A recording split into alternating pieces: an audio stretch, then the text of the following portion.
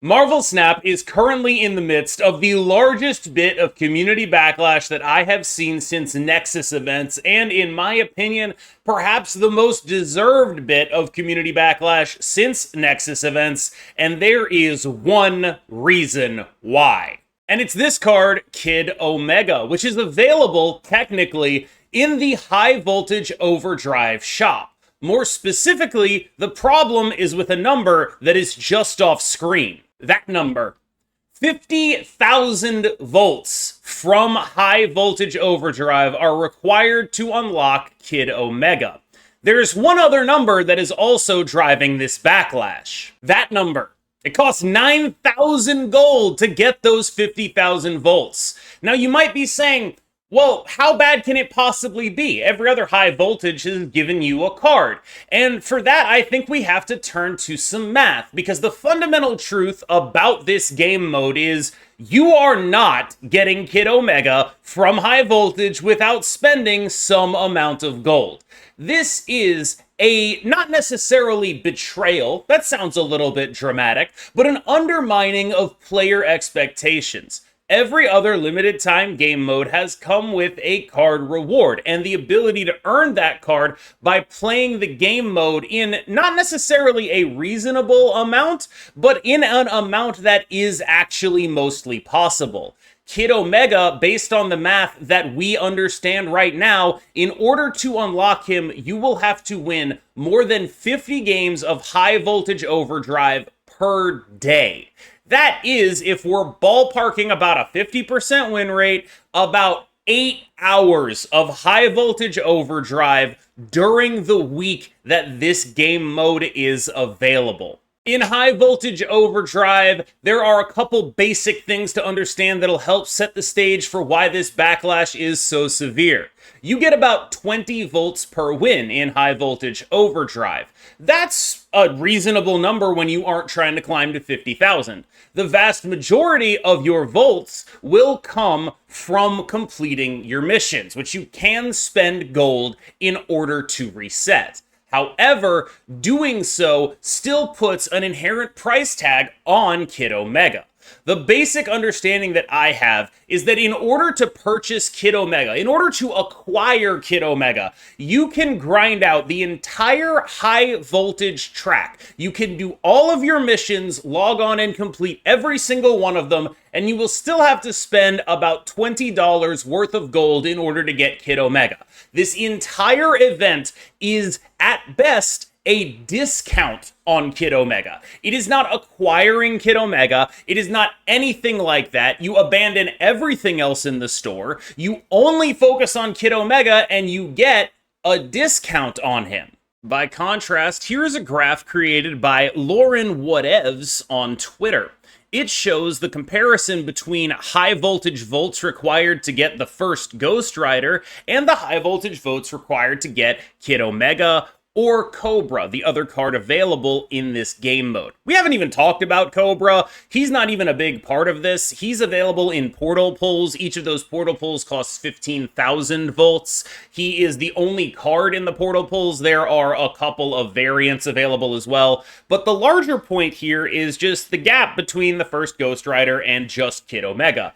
When you completed previous iterations of High Voltage, you got not just the card, but also some other stuff. So this isn't even a fair comparison. It's actually slanted in favor of Kid Omega. However, just on card for card, if that's the only thing you care about, it takes 4 times, more than 4 times, as many volts to get Kid Omega as it did to get the first Ghost Rider. That 4 times takes it out of the realm of plausibility. In other words, if you don't spend, you don't get him. Full stop. There is no way to earn this card with free-to-play currency unless you count $20 of gold as free-to-play currency. He will require investing gold in either mission resets or purchasing volts, which brings us to another weird thing. It's actually better value to just purchase the volts than it is to do the mission resets. Nobody's really sure why, but it is. As Lauren so eloquently puts it here, in High Voltage Overdrive, you could complete every single mission and you still won't get Kid Omega. Every single mission will leave you 8,875 volts short of acquiring Kid Omega. That means we have to look at a table to see what it is you can even get if you are in this situation and you want Kid Omega. And here is that wonderful chart. You need 50 wins a day in order to get to Kid Omega. That means at a 50% win rate, you need to be playing about 100 games of High Voltage, meaning that you are going to be playing for a very long time. Here is the math that Lauren did. Even at a 70% win rate, you are looking at 4 hours of game time per day. At a more accurate 50% win rate, given what the mode is all about, you are looking at almost 6 hours of game time per day to have the right to own Kid Omega right now. And that's just Kid Omega. This is a very stacked shop. There's a bunch of cool stuff in here. We've got a really sick Dr. Doom variant, a genuinely awesome Forge emote, and the portal pull at 15,000 volts as well. Not to mention all of the premium mystery variants you could be spending on instead. There's a lot going on in this shop. Now, I am surprised by how expensive Kid Omega is, but if you zoom out, I don't think this is a particularly surprising move in terms of the bones of the move, the principles on which it was made. And what I mean by that is if we think back to Sanctum Showdown, there actually is precedent for a shop that is not meant to be completed. And I think that that precedent was something that didn't get sufficiently tested during Sanctum Showdown. If people don't recall, Sanctum Showdown, in my opinion, was not supposed to have been as generous as it actually was. They messed up and they let the Twitch drops count for the reward track, which meant that the Twitch drops basically gave you 2,600 of the currency, which was charms, I believe, and let you get basically 3 cards for free. I don't think they intended to do that. I think they intended Twitch drops to be much more minimal. And they actually did come out and say, we didn't intend the Twitch drops to trigger the track. They just happened to, and we're not going to do anything about it. In other words, Sanctum Showdown, a game mode a lot of people remember very fondly for its generosity, was never intended to be that generous. In my opinion, I think Sanctum Showdown was meant to look a lot more like this, where it was not supposed to be completed unless you were willing to invest gold into it. And I think that that is a little bit more acceptable when there are multiple cards on the rewards track. In Sanctum Showdown, we had 3 new cards plus the option to get Series 4 and 5 cards. In this game mode, it's just Kid Omega and then Cobra. So it's a very clear delineation of these are the good things. To me, what strikes me about this is, let's say I set out with the goal of making sure players spent gold on this mode if they wanted to guarantee Kid Omega. I think they could have done that more easily here. That's what bothers me about this game mode. I think that even if you assume that we have a card that we want players to spend gold on, you can make that happen in a less bad way than this. Here's my pitch. You take Cobra, you put Cobra in the shop for about 10,000 volts. Then you put Kid Omega in the portal pull with the 2 variants that are currently in there, Storm and Iron Lad, and you keep the price the same. That gives you 45,000 at maximum to get Kid Omega. People would still be mad about that, but it would be meaningfully better because you'd be able to roll Kid Omega on the 15,000, roll Kid Omega on the 30,000, and then as a last resort, roll him on the 45 where he would be guaranteed, and you would still be spending 5,000 less than this, but it would also make the whole thing feel more plausible. What makes this so bad is the gap between completing the track and, of course, actually getting the card being so huge. That's the fascinating thing about this. You're missing 10,000 volts, basically.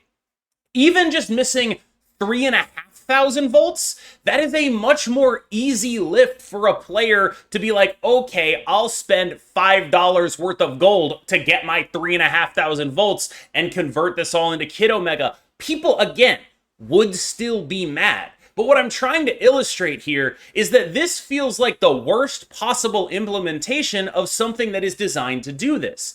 Let's say you assume that their goal is to make people spend gold if they want to get Kid Omega. Okay, people are going to be mad at that, but there are better ways to do that than what they did. And I think that's the thing that bothers me the most about this. There are a couple of other things that really stick in my craw now that we've moved into the editorial section of the video. First is, why is Kid Omega only available via gold? I feel like Kid Omega being gold locked is actually actively bad for me because I have a lot more tokens than I do gold. Inasmuch as gold is a free-to-play currency, it's also a currency with a lot of other uses. And tokens are almost exclusively used for the acquisition of new cards. So why is it that Kid Omega's price in volts is not convertible to tokens in any way, shape, or form? Again, there are a bunch of little small things that even if players object to the fundamental premise of we're gonna release a game mode where you gotta spend some gold to get the card, which they would, there are so many different ways to make this a better experience, and it feels like none of those ways were actually chosen or taken by the Marvel Snap team. And that is the thing that really sticks for me. There are a million different ways to make this better and still hit your goal of making people spend gold if we're assuming that's what it is. Which, for the record, I am, based on a team answer from Griffin that implied that this was an intentional design choice. If it turns out they just put an extra 0 on there, my bad for the assumption. I apologize. All of this is to say that it's not even necessarily the fact that they came up with a game mode that undermined player expectations of being able to earn a card. I think that's bad on its own. That is something that I think that helps the player base a lot, and they definitely didn't need to roll that out at a time like this. It's the way it happened. It's not just that it's undermining player expectations of being able to go into a game mode and come out with at least one of the cards that you actually want from the game mode. It's not just that.